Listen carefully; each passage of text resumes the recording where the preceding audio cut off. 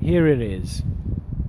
There will be a moment when you have to let go of everything, okay? And when that moment comes, if you can't let go, you will be filled by sadness, rage, anger, regret, or any kind of unresolved feeling. So, when you die, you don't know how you're gonna die, but you have to sort of be prepared to let go totally. That's why the goal of meditation and all those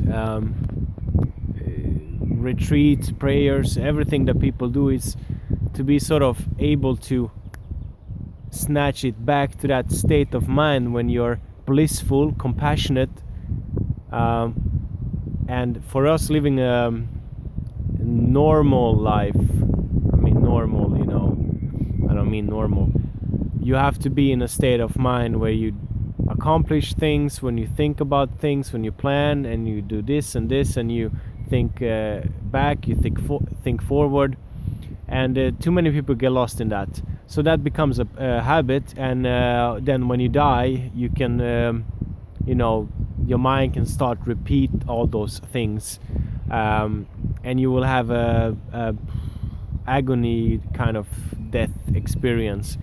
So it's important to be able to snatch back and practice this sort of peaceful state of mind where you're like, now I've let go, And people who have had deep experiences of meditation or spontaneous revelations, or maybe psychedelic drug experiences, and if they do something from it, they work on it, that's a good thing, because you can really see it when a person dies, and if everyone around the person who is close is like saying things like, thank you for this has been good, maybe if there's something to forgive, you forgive, but you say like, I'm very thankful for you to have been here, to have been,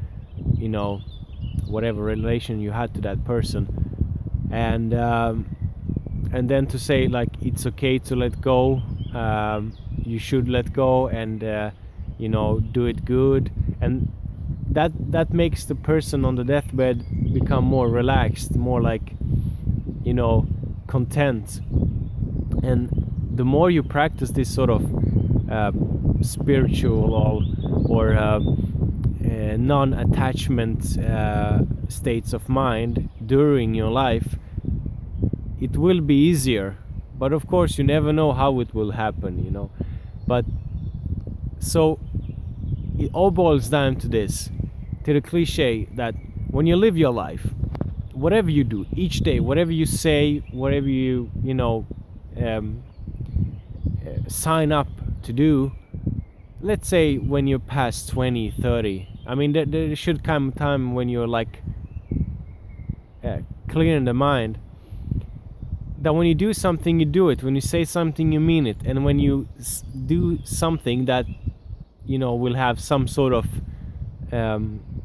effect that will cause attention, you stand by it. You're like water and wind and all those cliches around us. You just do it. The wind doesn't ask for, say, I'm sorry to put down the tree or whatever.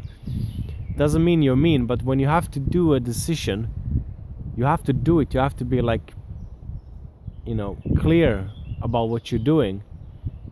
And the more you can live in this sort of decisive, compassionate state of mind, and practice step by step to obtaining it, the better your life will be. The easier you will have to enjoy good times, hard times, sad times, and also to be more in touch with nature and the universe in a way that is eternal, because that although nothing lasts forever, it is always some sort of a constant. We come from a place, we end up somewhere else. So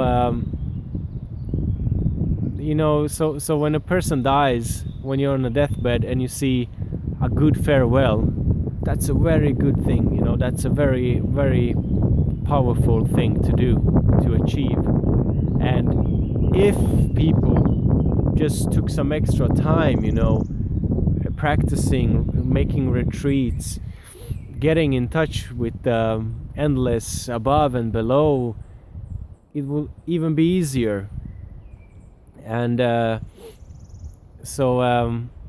you know, death is a lesson for each time in our life, you know. Like when I was a kid and I sort of began to have this experience of like, okay, this will end, it's not eternal, there will come an end, you know. You get like a horizon opens up, and from there you get a new horizon full of realizations. So